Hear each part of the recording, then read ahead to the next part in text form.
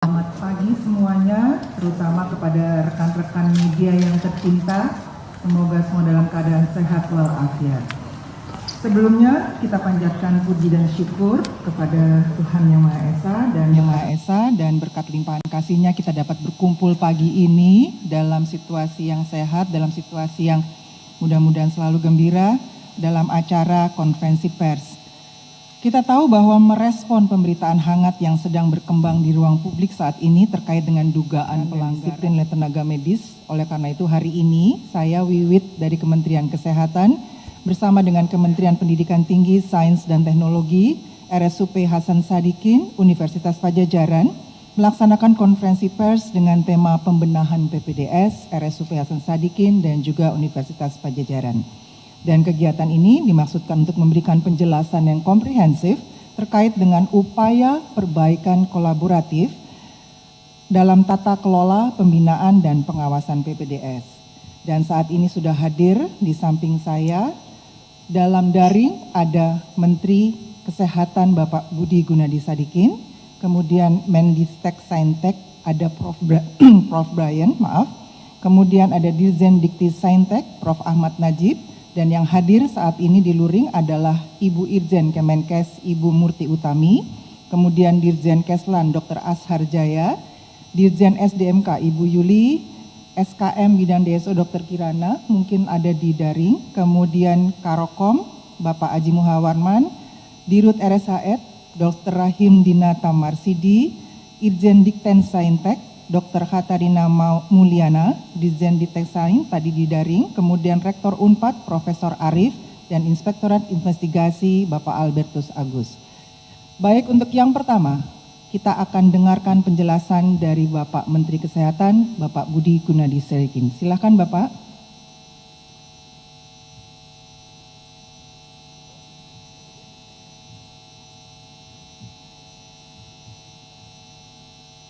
Saat ini Pak Budi kita dengarkan melalui daring ya teman-teman.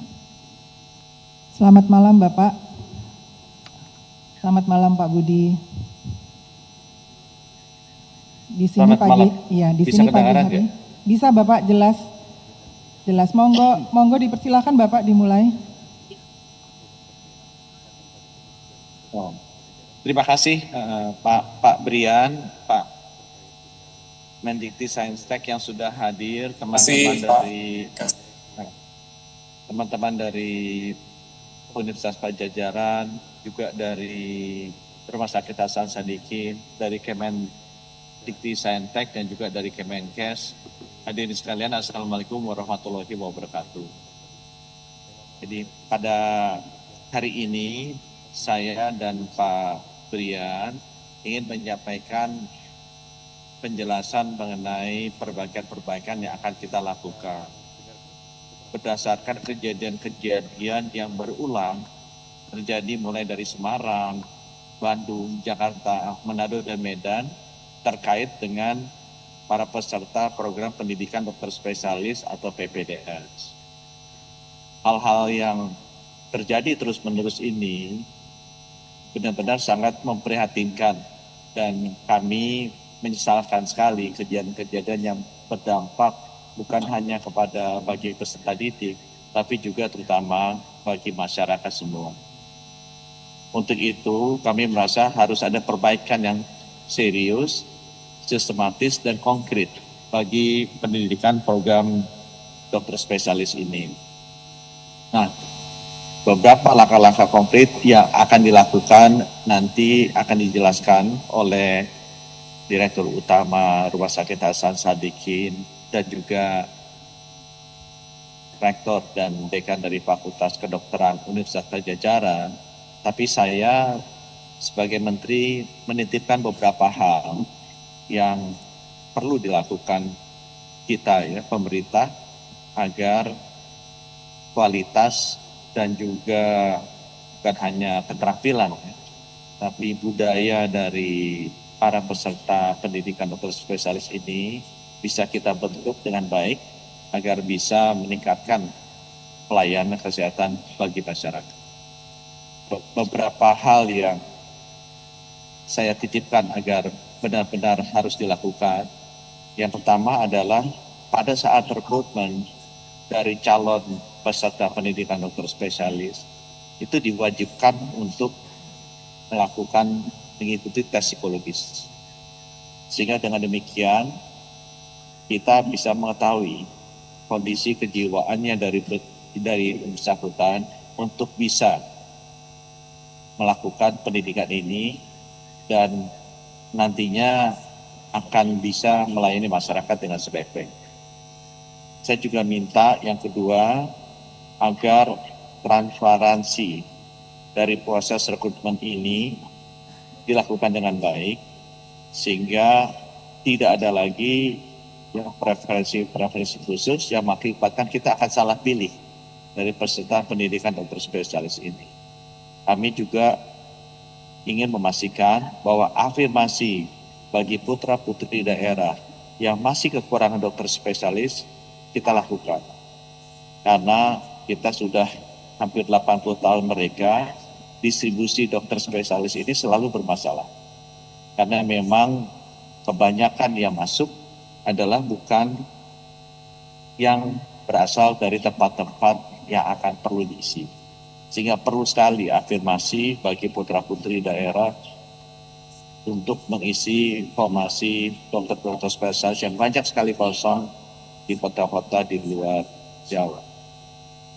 Yang kita ingin juga pastikan, saya titip yang ketiga adalah kami banyak mendengar bahwa pendidikan dokter spesialis yang dilakukan di rumah sakit itu tidak dilakukan langsung oleh konsulennya, tidak dilakukan langsung oleh gurunya, tapi dilakukan oleh seniornya, oleh kakak kelasnya.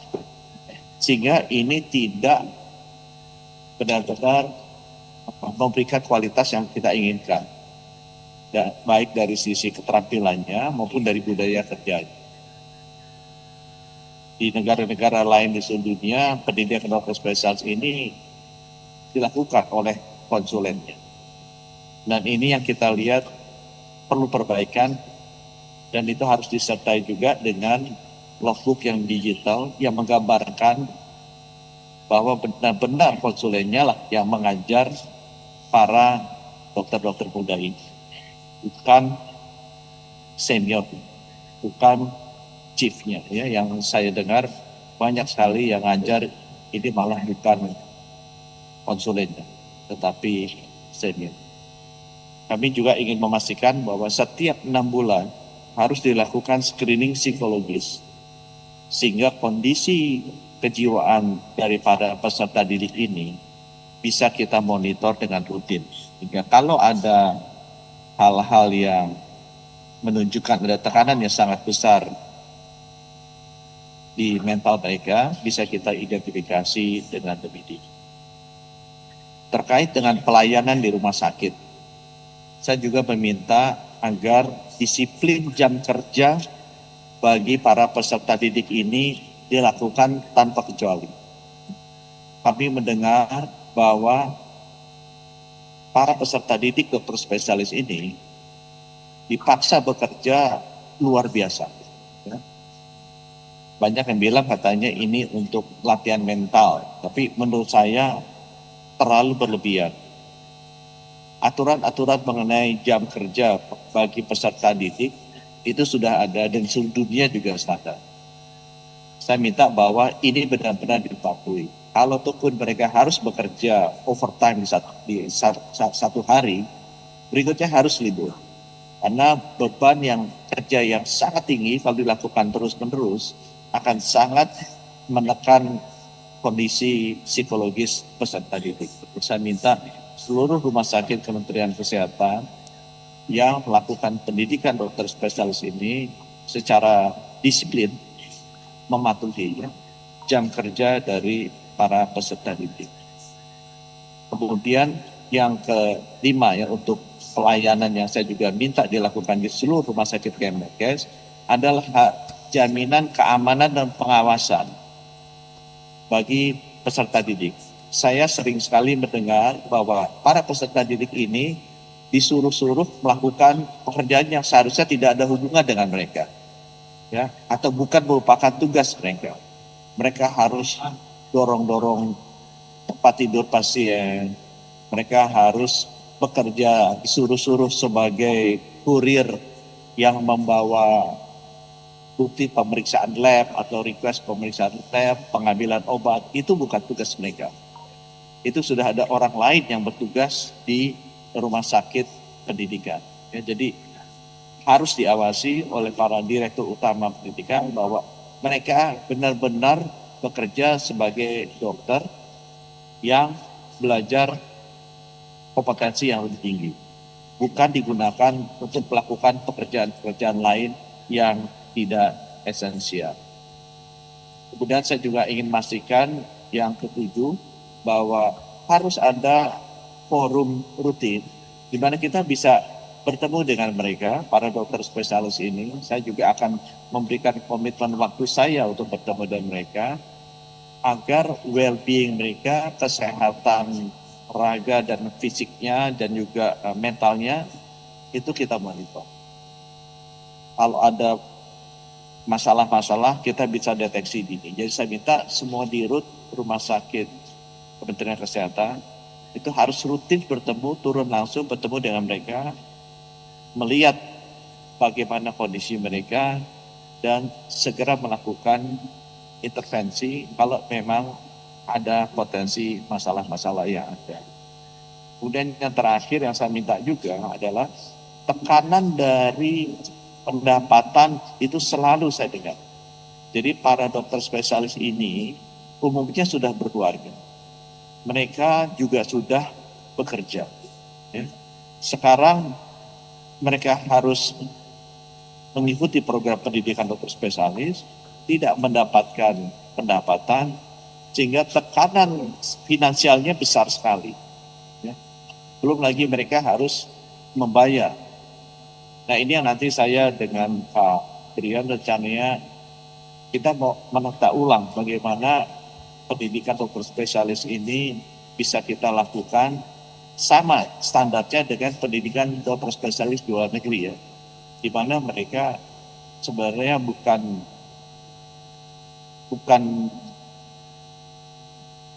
harus mengeluarkan uang ya.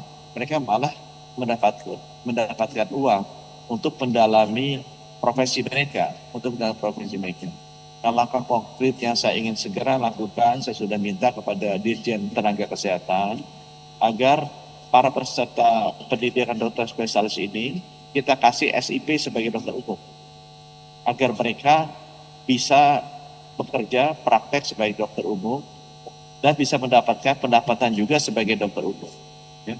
Baik di rumah sakit pendidikan atau juga di luar jam mereka melakukan pendidikan.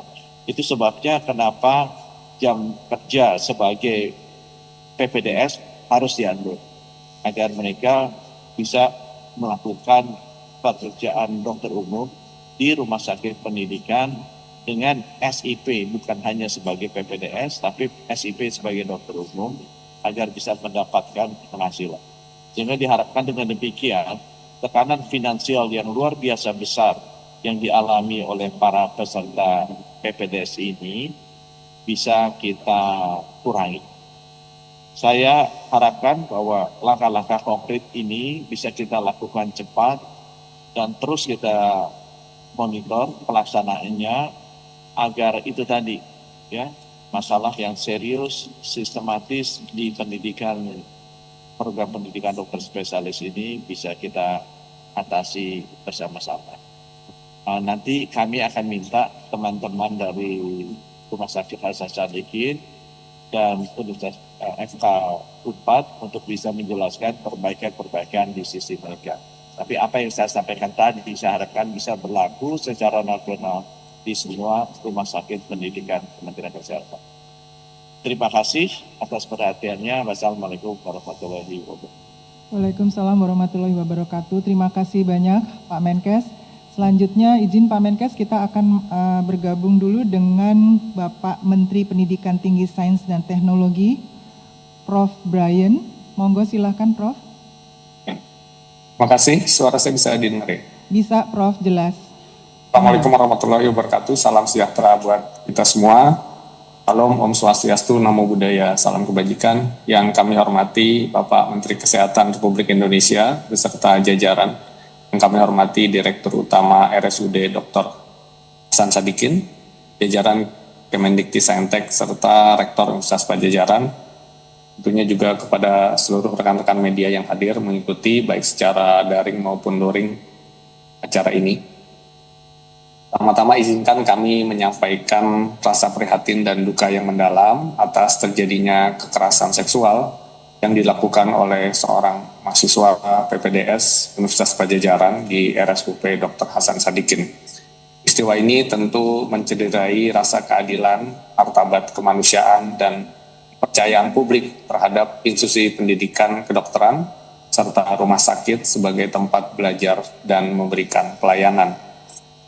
Mewakili pemerintah Republik Indonesia, kami bersama-sama dengan Bapak Menteri Kesehatan tadi tentu menyatakan sikap tegas, tidak ada toleransi terhadap segala bentuk kekerasan, lebih dalam ruang pendidikan dan layanan kesehatan. Kekerasan apapun bentuknya, tentu kita harus tindak tegas, baik secara akademik, secara administratif, maupun secara hukum. Kita tidak boleh memandang kasus ini sebagai peristiwa individual semata. Tadi Pak Menkes juga sudah menyampaikan beberapa kasus-kasus lainnya, melainkan juga tentu sebagai alarm atas perlunya evaluasi dalam sistem pendidikan profesi kedokteran kita. Selanjutnya kami tentu mengapresiasi langkah cepat Universitas Padjadjaran, Bapak Rektor, Bapak Dekan, serta seluruh jajarannya yang dalam waktu kurang dari 24 jam sejak kejadian dilaporkan, pelaku langsung dinonaktifkan dari seluruh kegiatan akademik dan klinik. Investigasi internal segera juga dilakukan dan pelaku sudah mengakui perbuatannya. Dalam waktu 1 bulan juga Pak Rektor sudah mengeluarkan keputusan pemutusan hubungan studi secara permanen. Selain itu kami juga mendapatkan laporan bahwa UNPAD telah melakukan evaluasi menyeluruh terhadap sistem pendidikan PPDS termasuk seleksi masuk, proses pembelajaran, dan pendampingan. Tentu tadi poin-poin yang disampaikan oleh Bapak Menteri Kesehatan kami sangat setuju. Hal-hal yang seharusnya tidak terjadi di dalam program profesi dokter maupun program-program pendidikan lainnya sudah selayaknya kita tinggalkan.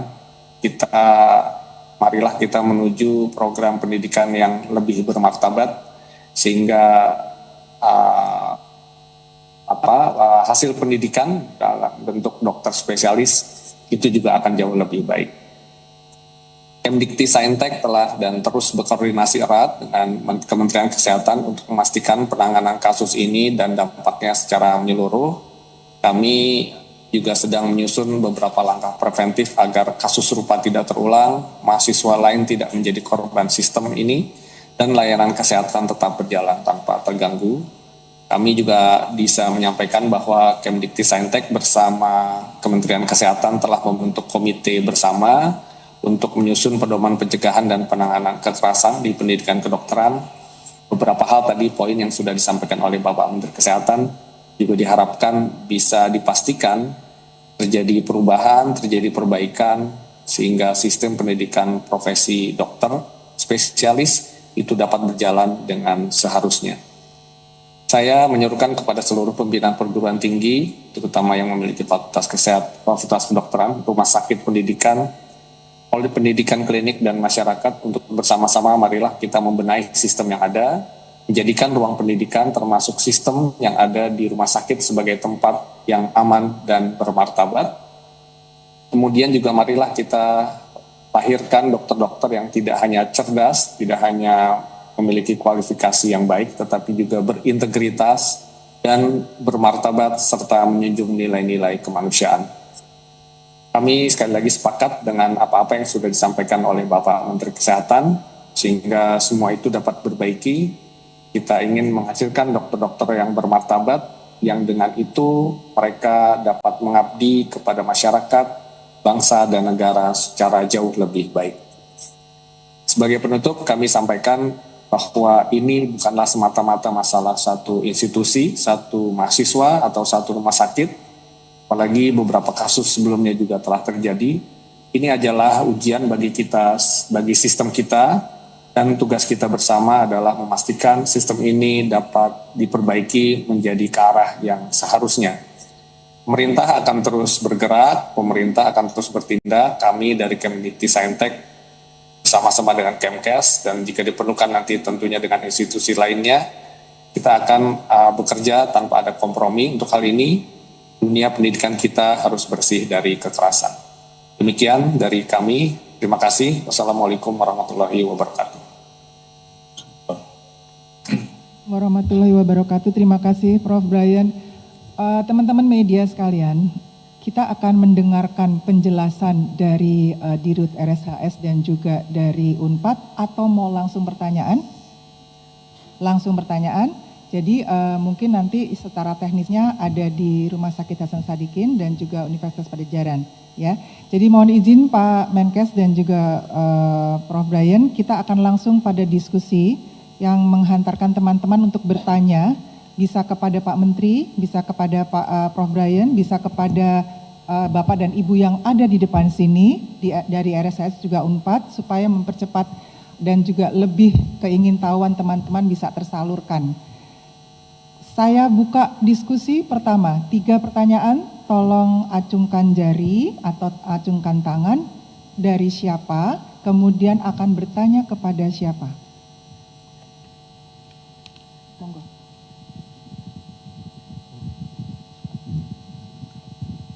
Ya, selamat pagi. Izin saya Nafila dari Detikkom. Ada 2 pertanyaan. Mungkin yang pertama terkait pengawasan. Ini ditujukan mungkin untuk Pak Aco atau mungkin bisa untuk Pak Menkes nanti.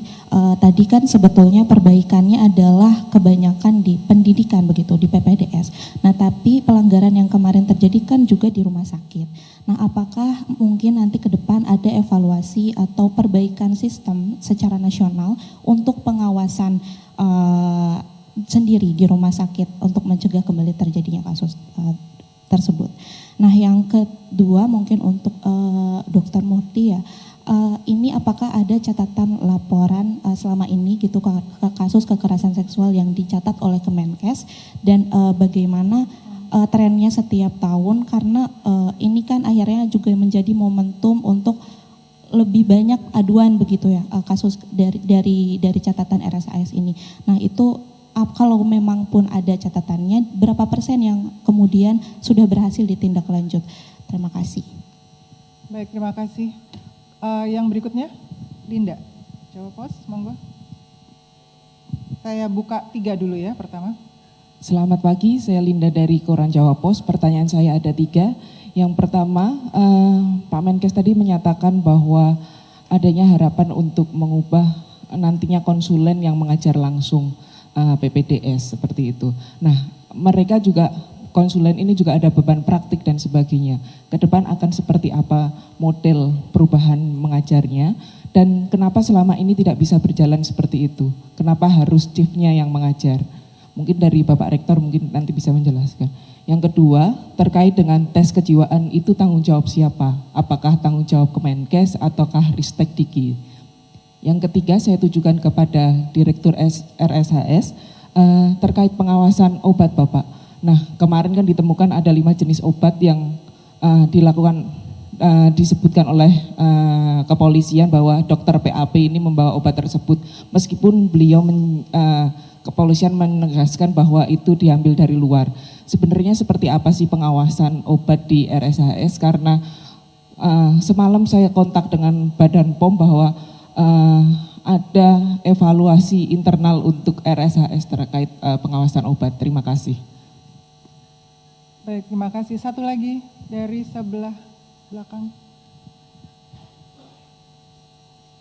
Silakan Pak. Izin Ibu, Teguh dari Anyus Media Group. Izin menanyakan mengenai jam prakteknya PPDS, itu yang katanya konon sampai 80 jam per minggu. Kalau nggak salah 80 jam per minggu. Nah, ini akan dibatasi seperti apa? Tadi Pak Menkes juga sudah menyatakan akan dibatasi jamnya PPDS itu nanti akan jadi berapa per minggunya. Terus yang kedua mengenai tes kejiwaan itu tadi, kalau kata ID mengenai tes kejiwaan ini maupun akan dilakukan sebulan sekali, tapi kalau ini kan kasuistik ya. Jadi akan seperti apa nanti penggambarannya dari mengenai tes kejiwaan para dokter ini. Dan apakah tes kejiwaan para dokter ini hanya khusus untuk PPDS atau nanti juga yang di rumah sakit yang sudah mereka praktik itu? Terima kasih. Baik, teman-teman, karena banyak pertanyaan kepada RSHS juga Unpad, saya akan memberikan waktu 5 menit kepada RSHS dan juga Unpad untuk memberikan paparan seperlunya sesuai dengan pertanyaan-pertanyaan, supaya nanti ada pertanyaan yang sudah bisa terjawab dalam paparan, ada juga pertanyaan yang akan terjawab dari bincang-bincang ini. Monggo silakan yang pertama kepada Dirut RSHS. Waktunya 5 menit ya Pak. Terima kasih. Assalamualaikum warahmatullahi wabarakatuh. Memang yang banyak sekali bertanya adalah tentu tentang pengawasan obat di rumah sakit. Kami di rumah sakit punya yang namanya standar operasional prosedur mengenai farmasi sesuai dengan akreditasi yang ditentukan oleh baik dari KAS maupun GCI. Jadi selama ini kami alhamdulillah pengawasan berjalan dengan baik sampai terjadinya kejadian ini. Nah ini mungkin karena ini tindakan kriminal murni, jadi yang bersangkutan ini di luar pengawasan kami ya. Nah contohnya, jadi setelah kami telusuri, jelas kalau kami itu, kalau namanya narkoba itu sampai pemegang kuncinya pun ada 2 orang, tidak sendirian untuk kalau membuka obat narkotika. Dan itu jelas berapa keluar kembali sekian. Nah kami telusuri, jelas kalau kami itu, kalau namanya narkoba itu sampai pemegang kuncinya pun ada 2 orang, tidak sendirian untuk kalau membuka obat narkotika. Dan itu jelas berapa keluar kembali sekian. Nah yang dilakukan oleh oknum ini adalah dia mengambil sisa-sisa dari yang sudah dimasukkan ke pasien. Misalnya ada dari 2 ampul ada sisa setengah cc atau cc diambil. Jadi dia punya sendiri akhirnya. Nah ini yang kami tidak bisa ini. Jadi kalau kami mengeluarkan 2, kembalinya harus 2. Nah ini jelas sekali bahwa SOP yang sudah ada di kami itu mengenai narkoba ini sangat-sangat sekali ketat, dan itu selama ini kami lakukan sesuai dengan apa yang sudah disetujui atau sesuai dengan standar operasional yang diperlakukan oleh KARS maupun GCI. Nah mungkin kalau mengenai kami, kejadiannya mungkin teman-teman sudah tahu bahwa kami pada tanggal 17 Maret, yaitu ada pasien yang datang ke rumah sakit akan dilakukan operasi dan yang bersangkutan perlu darah. Nah, ini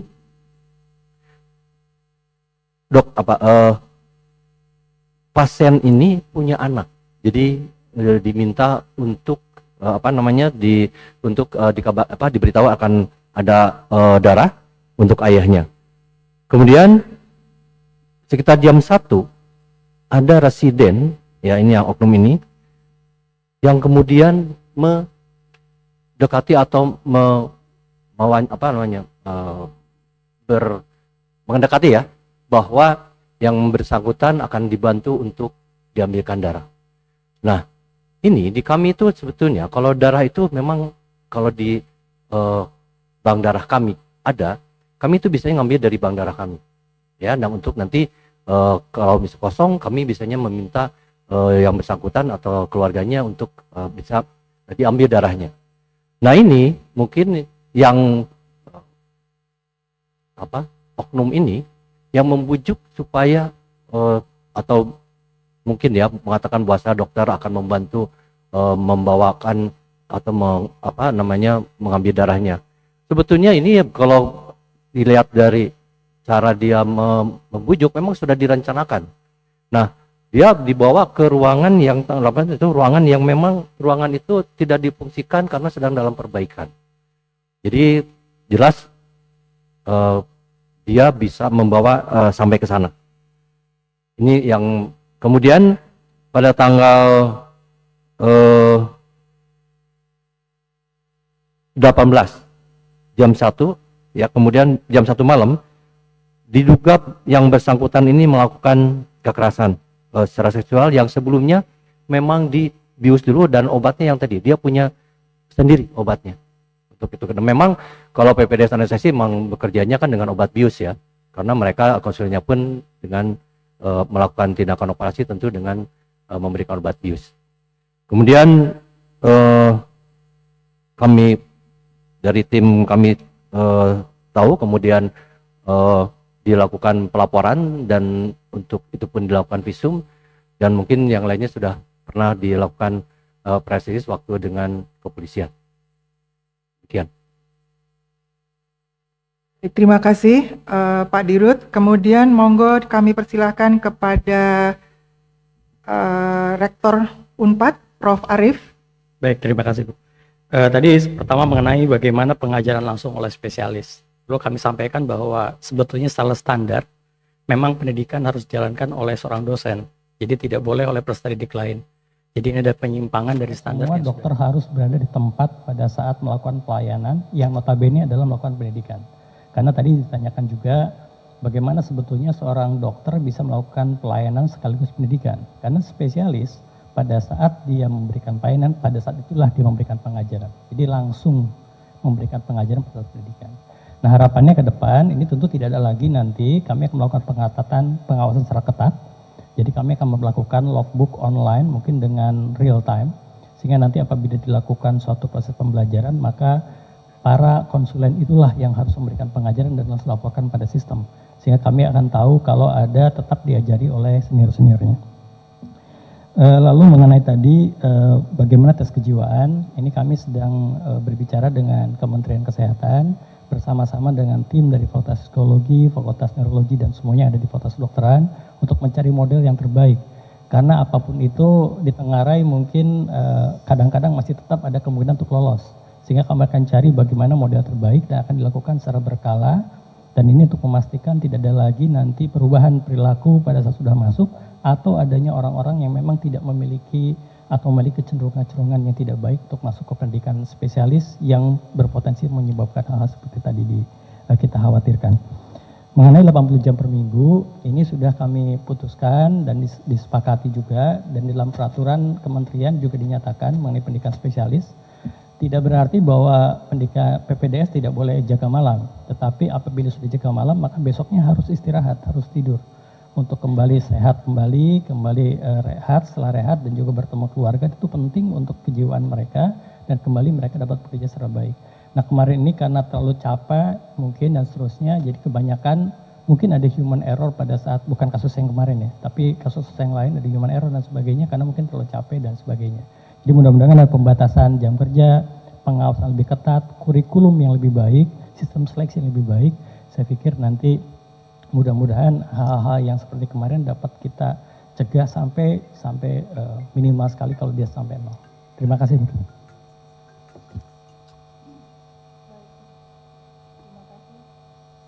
kasih Prof. Teguh. Pak Menkes, ada beberapa pertanyaan kepada Bapak, yaitu dari Detik terkait dengan pengawasan di rumah sakit, apakah Kemenkes akan ada evaluasi, kemudian juga tentang tes psikologis itu punyanya Kemenkes atau Kemendikristi, kemudian juga tadi tentang disiplin jam kerja. Monggo Pak Menkes. Ya. Jadi yang pertama tadi Nabila ya dari Detikcom bertanya mengenai pengawasan di rumah sakit. Kami lihat memang harus ada perbaikan yang serius di rumah sakit pendidikan. Bagaimana secara keseluruhan si peserta didik program dokter spesialis ini itu harus selalu bekerja atau belajar diawasi oleh gurunya. Jadi tidak boleh dia dilepas begitu saja. Nanti kami akan perketat karena itu tadi yang disampaikan Pak Rektor, kami sering dengar tuh bahwa konsulennya tidak mengajar mereka, yang ngajar malah seniornya. Itu serius itu dan itu harus perbaiki. Khusus untuk anestesi, karena ini kejadian di Semarang dan kejadian di Bandung, kita lihat begitu prodinya kita tunda, itu rame malah program layanan anestesia, bukan pendidikan anestesia. Jadi begitu kita hentikan PPDS anestesi untuk hadir di rumah sakit Kemenkes, ketahuan tuh, ternyata bahwa banyak dokter anestesi yang tidak bekerja di rumah sakit. Saya mulai mengamati bahwa ternyata yang melakukan pekerjaan anestesi di rumah sakit di ruang bedah adalah PPDS-nya. Dan ini bukan hanya buruk untuk pendidikan, ini sangat buruk untuk patient safety. Dan ini kejadian ini terjadi. Ya, jadi saya serius akan memperbaiki cara kerja dokter-dokter anestesi bahwa di seluruh dunia demi pasien safety, sejak pasien masuk ruang operasi sampai keluar, itu dokter anestesia harus selalu ada di situ. Ya, karena kalau terjadi apa-apa, pasiennya bisa celaka. Di Indonesia ternyata prakteknya banyak yang keluar, begitu sudah tidur langsung keluar itu dokter anestesia. Jadi praktek-praktek seperti ini berbahaya sekali dan tidak mengikuti standar dunia untuk best practices. Ini ketahuan pada saat kita bekukan sementara itu prodi anestesi di Rumah Sakit Karyadi dan Rumah Sakit Hasan Sadikin. Dan saya dengar ini terjadi hampir di seluruh rumah sakit pendidikan. Jadi yang mengerjakan pekerjaan konsulen dokter anestesi adalah PPDS-nya, adalah muridnya. Jadi sangat berbahaya. Jadi saya akan sangat serius memperbaiki pengawasan baik dari kerja, dan jangan sampai si dokter PPDS ini bekerja secara berlebihan dan dia tidak dibayar. Yang dibayar tetap dokter anestesinya, tapi yang kerja itu PPDS-nya. Jadi praktek-praktek seperti ini nanti akan secara keras kita perbaiki agar dokter anestesinya lah yang harusnya bekerja, PPDS-nya melihat dia bekerja, atau kalau pun PPDS-nya diberikan kesempatan hands-on, harus ada dokter anestesinya di sana. Tidak bisa ditinggalkan begitu saja karena ini sangat berbahaya bagi patient safety. Itu contoh-contoh pengawasan yang akan kita lakukan secara serius menjawab pertanyaan Nafila tadinya. Menjawab pertanyaan Linda dari Jawa Pos. Ya. Pak, itu konsulen nanti gimana? Kan sibuk dia sambil bekerja, kok masih ngajar? Memang tugasnya atau pendidikan dokter spesialis ini pendidikan profesi ya, pendidikan keterampilan. Jadi memang si peserta didik itu harus melihat dokternya atau konsulennya itu bekerja seperti apa. Jadi pertama mereka harus melihat. Tahap kedua mereka harus melakukan tapi didampingi oleh seniornya atau bukan senior, oleh konsulennya dan dibantu oleh konsulennya. Tahap ketiga baru mereka melakukan sendiri. Tapi tetap diawasi oleh gurunya, oleh konsulennya. Nah, jadi bahwa konsulennya akan nanti habis waktu untuk mengajar, tidak demikian. Karena konsulennya atau gurunya itu mengajarnya sambil bekerja. Ini mengajarnya bukan seperti mengajar di kelas, kemudian dia nulis apa tulis, tidak. Dia mengajar sambil bekerja. Justru kalau konsulennya tidak bekerja, dia tidak mengajar. Atau gurunya tidak bekerja, dia tidak mengajar. Karena pendidikan profesi ini benar-benar si muridnya harus magang ya, harus praktek bersama dengan konsulennya, dengan gurunya. Itu sebabnya pertanyaan bahwa konsulennya atau gurunya nanti kalau sibuk mengajar tidak bisa bekerja jadi tidak relevan. Ini berbeda dengan pendidikan akademis. Ini adalah pendidikan profesi di mana konsulen atau gurunya itu mengajarnya dengan bekerja, memberikan contoh pekerjaannya seperti apa. Linda juga tadi nanya mengenai uji psikologis, kita tanyakan sajalah ke ahlinya. Kita sudah tanya ke kolegium psikiatri ya, kedokteran jiwa, dan sudah mendapatkan jawaban dari mereka. Ujiannya seperti apa? Ya banyak pihak yang tidak ingin dilakukan. Ya ini kejadiannya karena itu, karena tidak pernah dilakukan, ini ketutup-tutupi, kondisi mental PPDS tidak diketahui, akibatnya meledak seperti ini. Ya, kasihan juga para PPDS ini.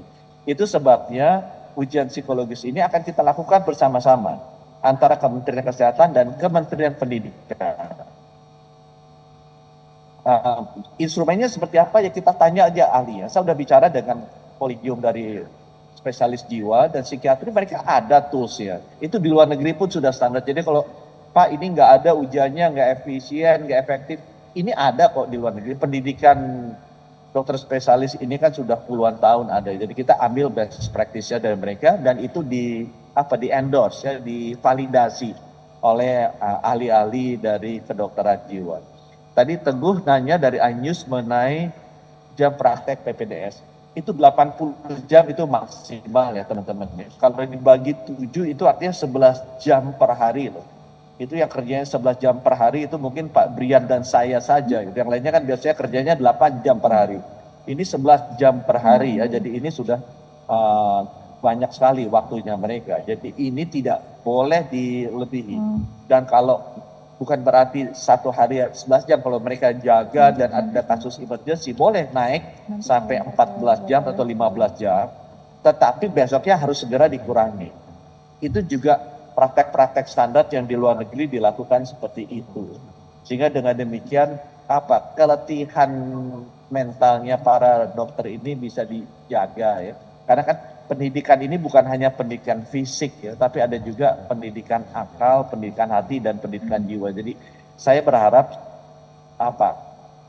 kasta-kasta pendidikan yang diberikan ke dokter spesialis ini bukan hanya pendidikan keterampilan fisik, bukan pendidikan kepintaran akalnya dia, tapi pendidikan juga integritas tadi yang Pak Brian sampaikan dari hatinya, dan juga paling penting adalah pendidikan para dokter-dokter ini harus tahu mana yang benar, mana yang salah, yaitu pendidikan jiwa. Jadi kombinasi pendidikan di tataran fisik, di tataran akal, di tataran hati, dan tataran jiwa ini keempatnya harus dilakukan.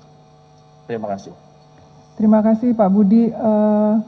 Monggo berkenan Prof. Brian, bisa ditambahkan dari Pak Budi? Dari saya tidak ada, cukup tadi semua sudah dijelaskan. Baik. Dan tidak ada khusus juga ke kami. Terima kasih Ibu. Ya, terima kasih. Sekarang kembali ke ada pertanyaan untuk Pak Aco. Silakan Pak Aco. Baik, terima kasih. Tadi ada Bu Nafilah. Saya akan coba. Pertama, sekali lagi bahwa kalau kita lihat kejadian ini di RSAS, maka kejadian ini terjadi di ruangan yang kosong. Oleh sebab itu, maka harus ada perbaikan SOP terkait dengan keberadaan ruang kosong yang ada di rumah sakit. Nah, kami akan mengeluarkan SOP baru bahwa semua ruangan kosong, Pak Direktur, itu harus tersegel dan terkunci. Tidak boleh bisa dimasuki oleh orang siapapun kalau dia kosong. Jadi harus tersegel dan terkunci, Pak Direktur. Semua ruang kosong, dan ini akan kami berlakukan sebagai standar di seluruh rumah sakit. Terus selanjutnya terkait dengan keberadaan residen ataupun koas yang dalam tanda kutip membawa obat-obatan. Walaupun ada indikasi obat-obatan dari luar, tapi ini akan menjadi perhatian kami. Dan kami akan mengeluarkan standar bahwa residen dan koas tuh nggak boleh lagi tuh keluar ruangan bawa-bawa spesimen, bawa-bawa lab segala macam, warawiri dan sebagainya. Seperti yang disampaikan oleh Pak Menteri tadi, itu bukan tugas seorang residen, bukan tugas orang koas, dan itu ada petugas kesehatan yang lainnya. Dan kami akan menerapkan ini sebagai standar. Dan kemudian yang tadi sampaikan Pak Menteri bahwa angka 80 jam itu betul sekali Bapak Ibu semua, bahwa itu adalah angka yang maksimal, tidak boleh dilampaui. Tapi bukan berarti harus 80 jam gitu ya. Dan seperti kita ketahui bersama bahwa kalau kita sebagai orang normal, itu kita orang dewasa itu kalau membutuhkan istirahat sehari itu antara 5-6 jam butuh tidur, kan betul? Ya, kalau misalnya dia istirahatnya bagus itu 8 jam sehari. Kan gitu ya. Nah, angka daripada 80 jam itu masih dimungkinkan seseorang untuk mendapat istirahat yang cukup sehingga patient safety terpenuhi. Namun demikian, kami ingatkan sekali lagi, kami sebenarnya ketika menetapkan 80 jam ini terjadi perdebatan argu yang cukup tinggi. Kenapa?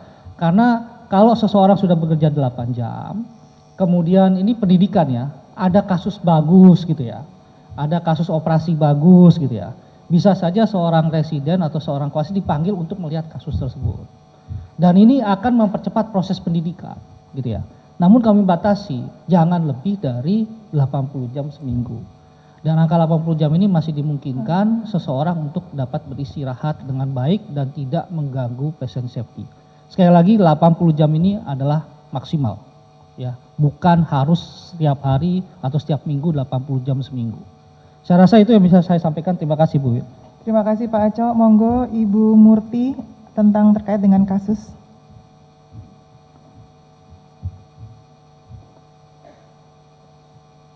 Baik, terima kasih. Saya mencoba menjawab pertanyaannya dari Detikcom, Mbak Nabila. Jadi kami di Inspektorat Jenderal Kementerian Kesehatan sejak tahun lalu sudah membuka akses layanan pelaporan perundungan ya. Dan sampai 30 Maret kemarin kami sudah mendapatkan laporan sebanyak 2.621.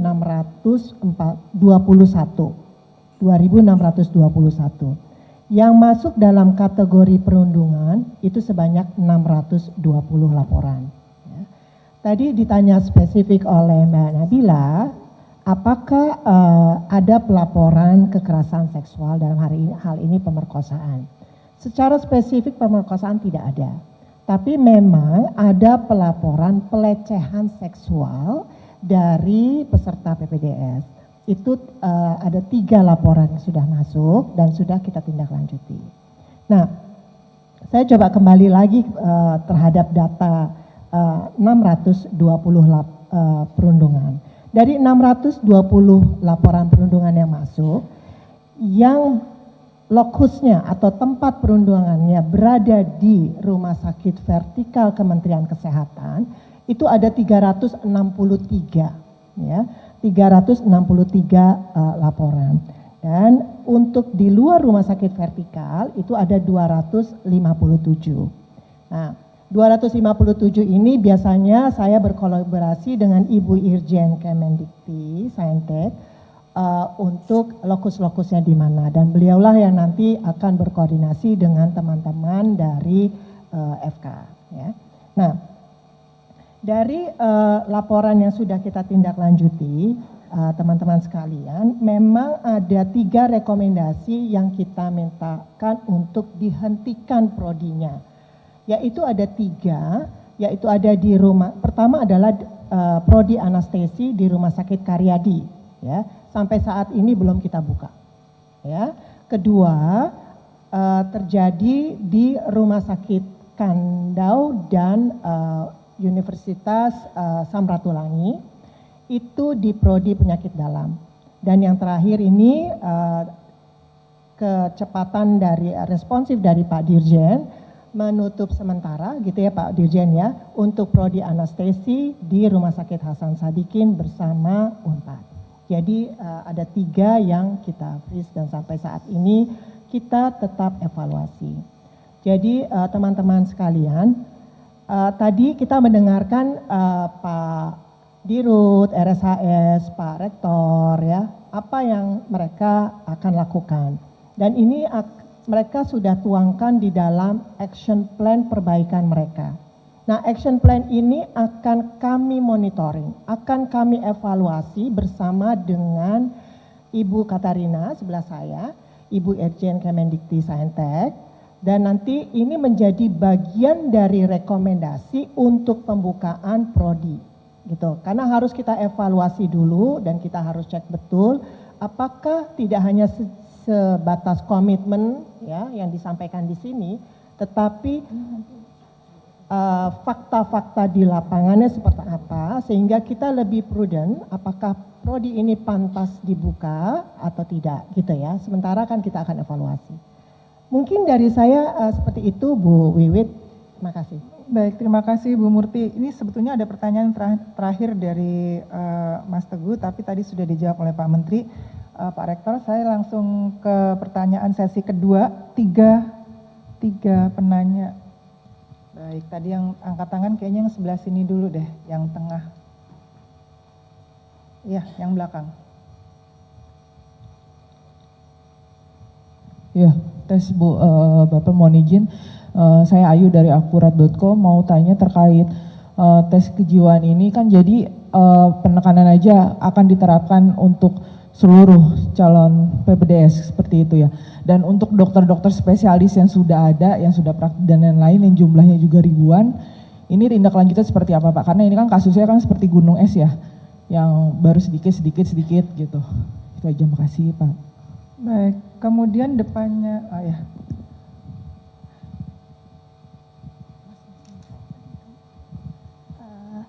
Oke, Yang baik. mana? Terima kasih. Saya Alia dari Reporter Kumparan. Jadi ada 2 pertanyaan yang akan saya ajukan untuk Kemenkes. Pertanyaan pertama ini tadi kan Pak Menkes sempat bilang akan memberikan SIP kepada dokter PPDS untuk diizinkan praktik sebagai dokter umum. Nah, teknisnya itu seperti apa sistemnya nanti? Dan kemudian ini sebenarnya ini terkait tentang STR juga. Jadi dari informasi yang saya dapatkan bahwa tersangka dari dokter bullying yang melakukan bullying terhadap dokter PPDS Risma ini, dia kan STR-nya sudah ditangguhkan, tetapi dia tetap masih bisa melakukan semacam uji sertifikasi pada semester 5, sedangkan di PPDS itu, PPDS anestesi itu kan sampai semester 8. Nah, ini juga kan terkait dengan dokter Priguna, ini kan STR-nya ditangguhkan. Apakah nanti dia diberikan semacam kayak misalnya izin untuk melakukan uji praktik, atau bagaimana terkait sistem STR ini? Terima kasih. Satu lagi, silakan. Saya kasih satu lagi berarti 4 ya. Monggo.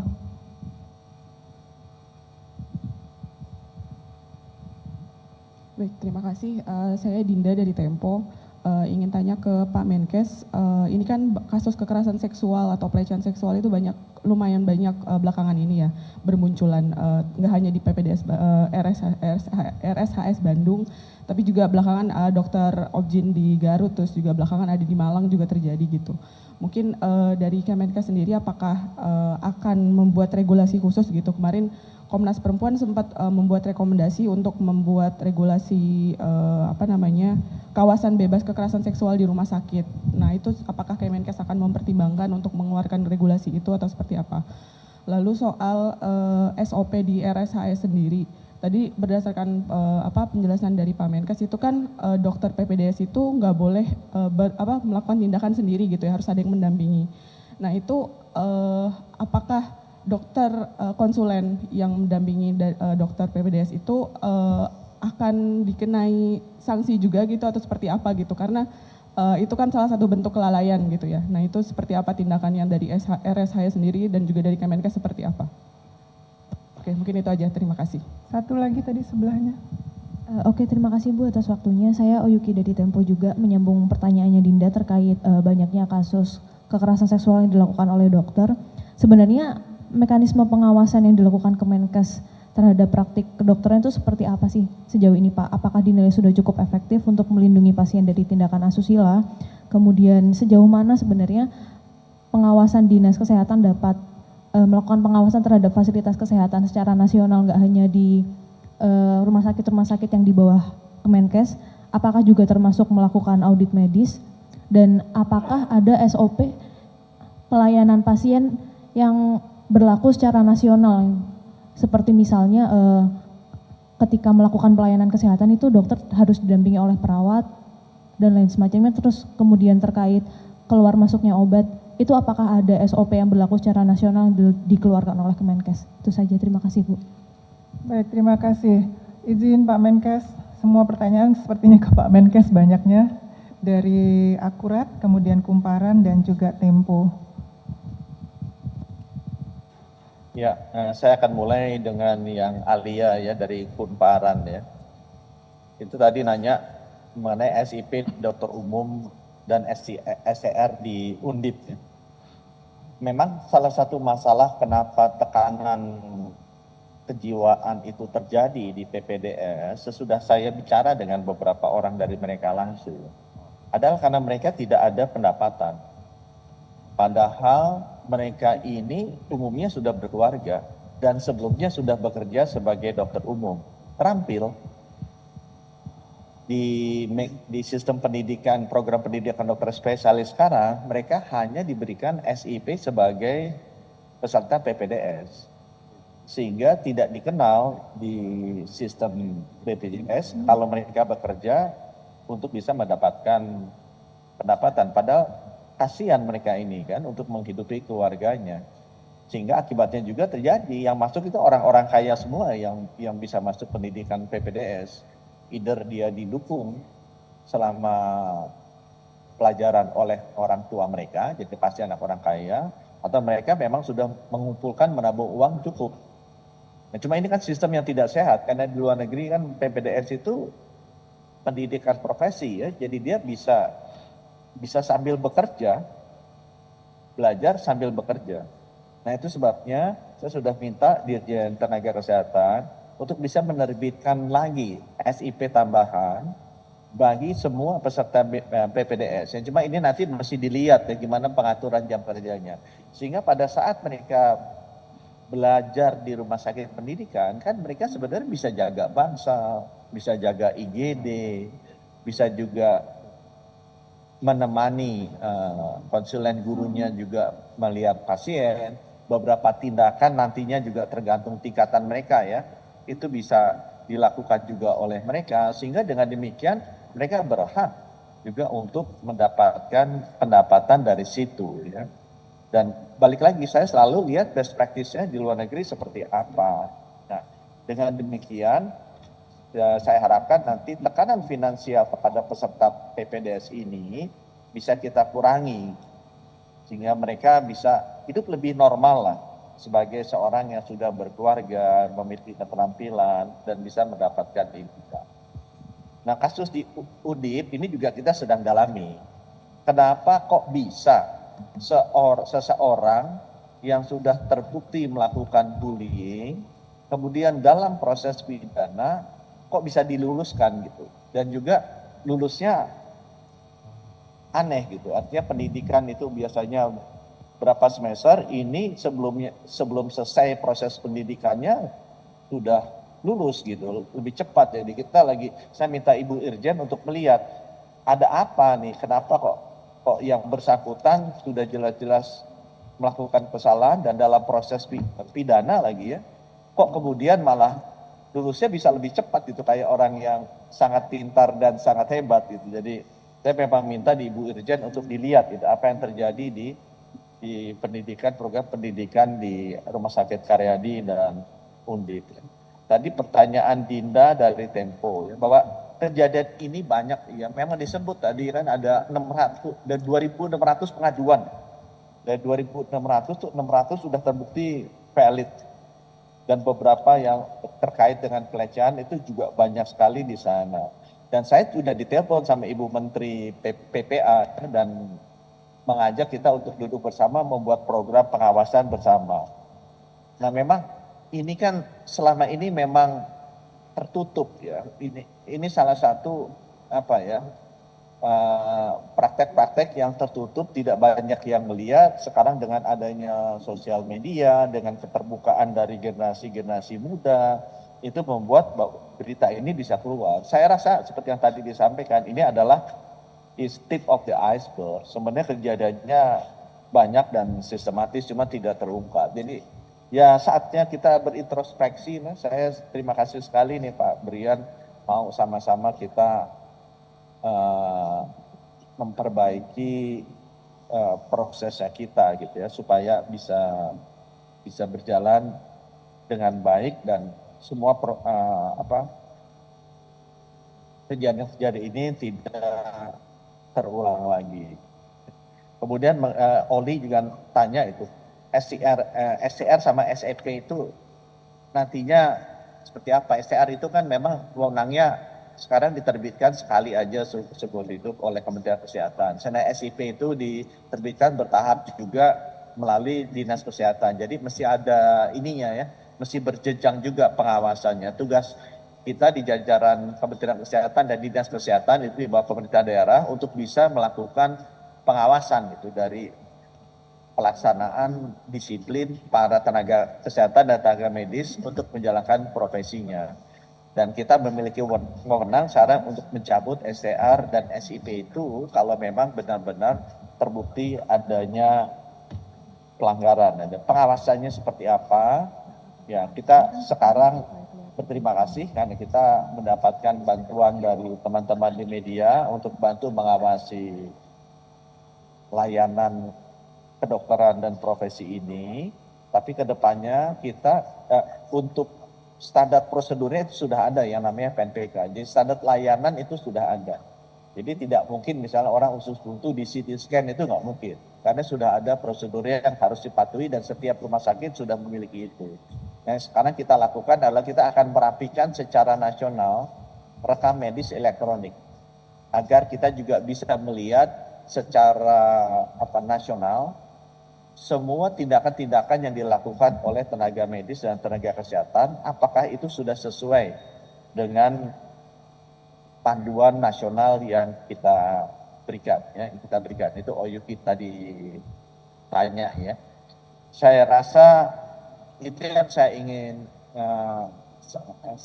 sampaikan, ya. Ya khususnya tadi yang di Karyadi dan di Undip, ya, kita ingin pastikan bahwa selama proses pengadilan masih berjalan bagi seniornya yang diduga melakukan bullying ini, memang sebaiknya jangan kemudian dilakukan percepatan yang meluluskan dia sebelum waktunya. Itu yang menurut saya itu agak, nanti saya minta Ibu Dirjen untuk memeriksa, ya, agar dipastikan proses pengadilannya bisa berjalan normal dulu, ya, berjalan normal dan selesai. Dan kemudian kita terburu-buru melakukan respons, sementara proses pengadilannya juga masih berjalan. Dan ini kan proses yang sifatnya pidana karena ada peserta didiknya yang kemudian wafat. Mungkin dari saya demikian, Bu. Terima kasih Pak Menkes. Dipersilakan Prof. Brian, ada tambahan? Monggo.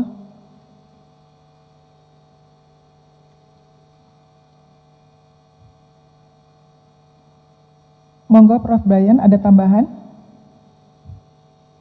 Baik, sedikit saja tambahan dari kami bahwa sesungguhnya di dalam lingkungan pendidikan tinggi kita sudah memiliki peraturan Menteri Dikbudristek pada saat itu nomor 55 tahun 2024 tentang pencegahan dan penanganan kekerasan di pendidikan tinggi, kekerasan seksual begitu ya. Jadi tentu sesungguhnya kami memiliki semangat tidak hanya di lingkungan pendidikan spesialis dokter, tetapi juga seluruh lingkungan pendidikan tinggi termasuk tentunya spesialis dokter itu terdapat aturan, ketentuan bagaimana kita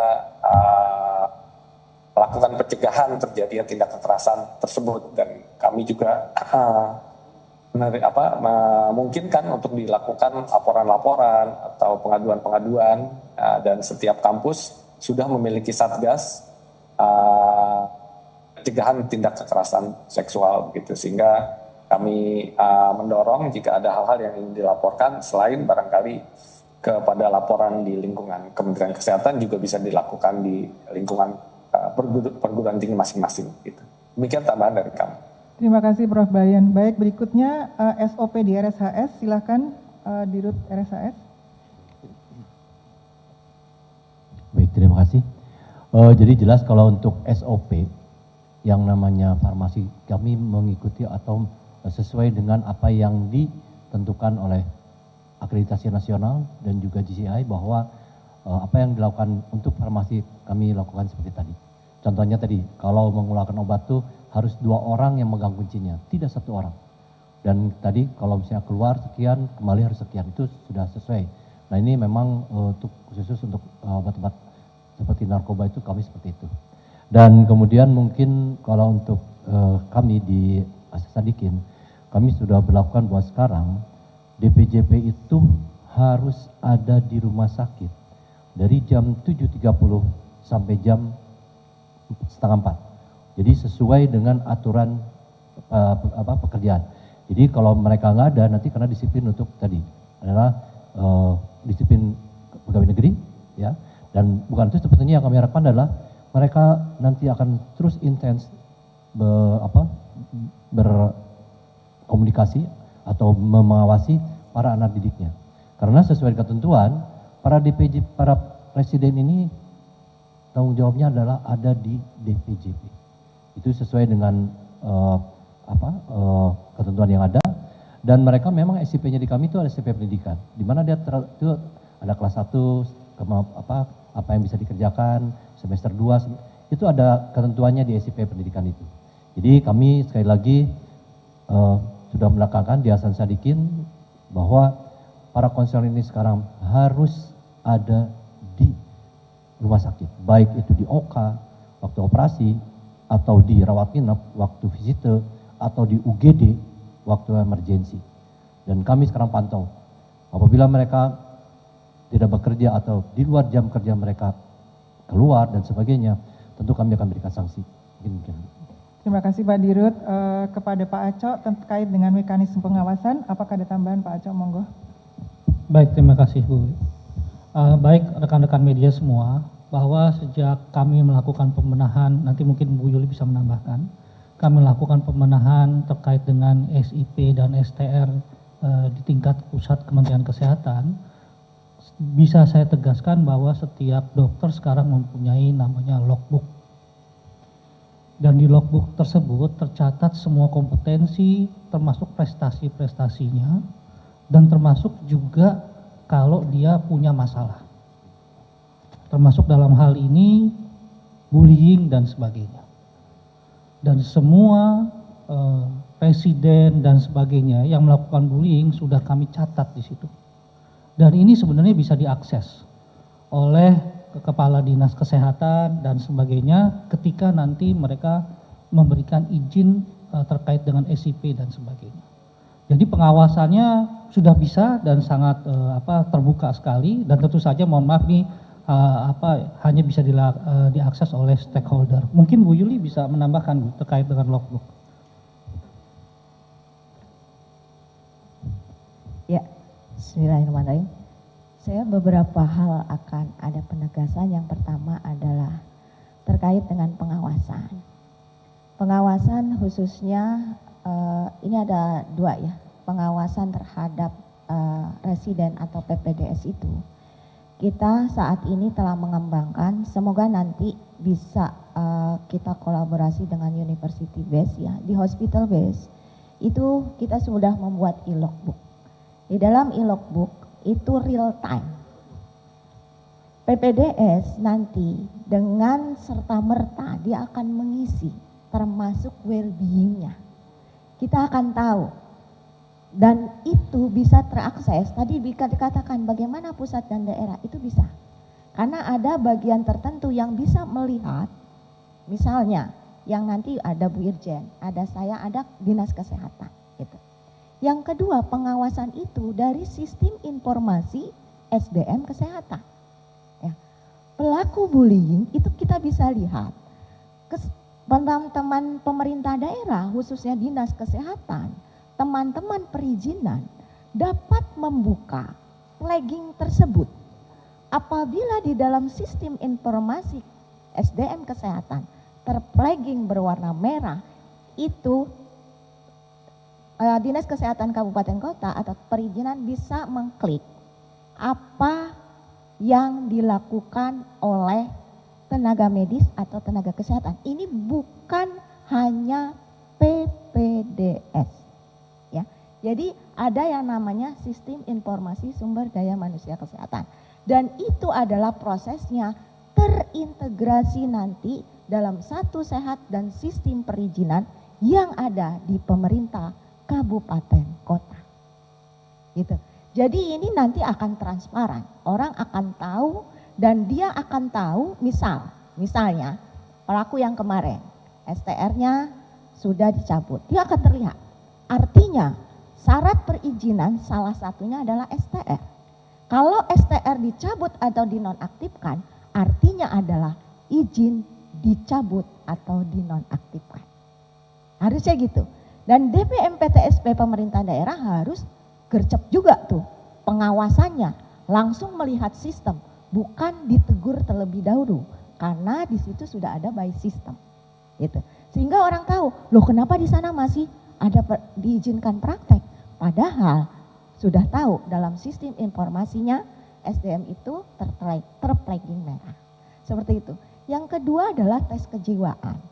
Tadi dikatakan, apakah itu hanya untuk PPDS? Untuk yang PPDS itu akan kita saat ini, kita telah melakukan bersama kolaborasi antara Dikti Saintek dengan kami dalam mengemas dengan arahan Pak Menteri membuat satu sistem instrumen terkait dengan screening mental health itu ya. Dan kemarin dilakukan MMPI, kemudian kita review kembali dan dengan adanya kerjasama dengan para kolegium psikolog dan kolegium psikiater. Saat ini sedang berproses ya. Jadi ada 2 screening. Screening saat dia seleksi masuk ke dalam PPDS ya, pada saat dia akan tes. Yang kedua adalah screening pada saat dia menjalankan pendidikan. Itu ada. Jadi setiap minimal 1 tahun sekali. Kemarin sih kita minta untuk awal ini kita langkah 6 bulan ini dulu deh kita lihat. Setelah itu nanti kita evaluasi, nanti baru 1 tahun sekali. Seperti itu. Nah yang kedua adalah bagaimana yang lain? Yang lain tetap dalam rangka pendidikan pelayanan, khususnya kita coba di rumah sakit vertikal, semua akan dilakukan screening yang terkait dengan tes kejiwaan. Karena apa? Di situ ada pendidik klinis, di situ ada residen dan ada tempat pelayanan yang dampaknya kepada masyarakat. Demikian Bu. Baik, terima kasih Bu Yuli. Rekan-rekan media, Bapak dan Ibu sekalian, kita akhiri. Bu Wiwit. Iya, Bapak. Bu Wiwit, saya mau ada tambahan dulu. Iya Bapak, tadi saya juga mau itu. Monggo Bapak, Bapak dengan Kemendikti ya Pak ya, closing statement-nya. Silahkan Bapak. Ya, yang pertama saya ingin sampaikan bahwa kejadian-kejadian ini ya berapa tadi dari 2.600 ya, masukkan 600 yang kita sudah verifikasi oleh Irjen. Tapi jangan lupa ini ada 2.000 lah, hampir 300.000 lah dokter-dokter yang ada di seluruh Indonesia. Jadi orang-orang yang melakukan tindakannya dengan baik dan proper itu jauh lebih banyak dari oknum-oknum yang melakukan tindakan yang sangat tidak baik seperti ini. Nah, saya butuh media juga secara proporsional ya memperhatikan hal tersebut. Karena jangan sampai kemudian dokter-dokter yang baik-baik ini tertutup ya atau terhukum akibat memang ulah dari oknum-oknumnya yang ngaco. Nah, Kemenkes menyadari hal ini dan kita melihat ya akhir-akhir ini terbuka karena selama ini sistemnya tidak transparan ya, selama ini sistemnya kita tidak pernah tegas memberikan efek jera sehingga oknum-oknum ini dibiarkan terus melakukan tindakan-tindakannya yang tercela tanpa adanya kontrol dari regulator, dari otoritas sehingga meledak akhirnya. Ya, karena terbiasa. Nah itu yang kedepannya pemerintah akan lebih tegas dengan adanya undang-undang yang baru. Kita memiliki regulatory power yang cukup untuk bisa memastikan bahwa oknum-oknum dokter yang memang melakukan tindakan yang tidak benar ya seperti ini bisa kita identifikasi, akan segera kita hukum tanpa kecuali dan itu akan dicatat di rekam jejaknya mereka sehingga seluruh institusi layanan kesehatan, dinas kesehatan bisa mengetahui siapa saja ini oknum-oknum dokter yang tidak baik. Dengan demikian kita melindungi sebagian besar atau ratusan ribu dokter-dokter yang bekerja dengan baik dan benar. Sekarang mereka seperti Nila Setitik rusak susu sebelanga nih, yang sebenarnya berperilaku sangat buruk itu beberapa ratus atau beberapa ribu, tapi kena semua 300.000-nya. Nah ini yang tugas kita untuk melindungi mereka yang selama ini sudah bekerja dengan sangat baik dan sangat dedikasi, dan mereka itu sangat banyak juga ada di Indonesia ini, yang sekarang seakan-akan menjadi korban karena ulah oknum-oknum yang selama ini kita tidak pernah tegas menghukum mereka, membuka mereka secara transparan, menindaklanjuti semua keluhan-keluhannya masuk, agar masyarakat kemudian tidak memiliki persepsi yang salah seakan-akan semuanya begini. Ya. Tidak, saya jamin masih sangat banyak dokter-dokter yang melakukan pekerjaan dengan sangat baik. Dan tugas kita pemerintah adalah memperbaiki sistem yang ada sekarang ini. Kalau ada kesalahan harus kita identifikasi, buka secara transparan dan dihukum yang tegas agar bisa memberikan efek jera bagi oknum-oknum yang memang tidak berperilaku dan bermoral baik ini, sekaligus melindungi kepercayaan masyarakat dan melindungi ratusan ribu dokter-dokter yang memang bekerja dengan sangat baik. Mungkin dari saya demikian, saya titip ini ke teman-teman media juga. Terima kasih. Baik, terima kasih Pak Menkes sebagai closing statement dan closing statement dari Kemendikti-Saintek. Monggo silahkan Ibu Irjen, Ibu Katarina. Terima kasih, mohon izin karena Pak Menteri sudah meninggalkan media dari. Bu, saya masih di sini ternyata. Oh, silakan Pak Menteri. masih ada tuh Pak. Monggo Prof. Brian. Baik, terima kasih Ibu, terima kasih Pak Menkes. Jadi melanjutkan apa yang sudah disampaikan Bapak Budi, Pak Menkes, intinya kami mengajak seluruh teman-teman di Fakultas Kedokteran yang mau baik yang konsulen maupun yang lainnya, marilah kita sama-sama melihat ini sebagai sebuah momentum untuk memperbaiki. Tentu ada hal-hal yang masih kurang pas, kurang baik. Kita sama-sama lihat, kita evaluasi bersama. Tujuannya bersama-sama untuk kita lebih baik lagi, tidak untuk mencari siapa yang salah, siapa yang tidak pas, tetapi marilah kita lihat ini sebagai awal untuk bersama-sama memperbaiki, bersama-sama mengembalikan lagi, sehingga tadi disampaikan hal-hal kecil yang berpotensi nantinya membuat anggapan tidak baik bagi keseluruhan program PPDS ini bisa kita hindari, bisa kita kita benahi. Harapannya adalah ke depan tidak ada lagi hal-hal ini bisa muncul, dan juga sekali lagi di setiap kampus kita memiliki satgas anti kekerasan, anti bullying. Itu silahkan seluruh laporan-laporan itu bisa dilaporkan juga, indikasi-indikasi juga bisa dilakukan, sehingga proses-proses perbaikan dapat segera kita lakukan. Martabat dan integritas program dokter spesialis ini juga kita kembalikan bersama, sehingga tadi sebagian besar yang memang masih berintegritas, masih baik, masih bermartabat, itu tidak terkena dampak dari oknum-oknum yang melakukan proses-proses yang tidak benar. Demikian yang dapat kami sampaikan. Terima kasih. Baik, terima kasih Prof. Brian. Terima kasih banyak Pak Budi. Terima kasih banyak Prof. Brian. Terima kasih kepada Pak Arief, kemudian Ibu Katarina, Bu Murti, Pak Acok, Bu Yuli, dan juga Dirut RSAS. Terima kasih banyak atas perkenannya untuk hadir bersama kami di dalam pertemuan media ini.